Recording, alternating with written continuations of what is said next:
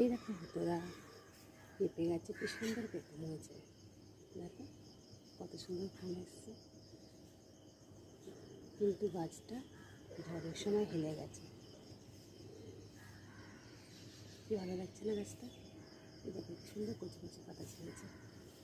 গাছটা কাছে আছে বলেই তোলা গেল, নাহলে পেঁপে গাছ তো যদি বড় হতে তুলতে পারতাম। কত সুন্দর পাতা ছেড়েছে, আর ছোট্ট একটা পেঁপে হয়েছে।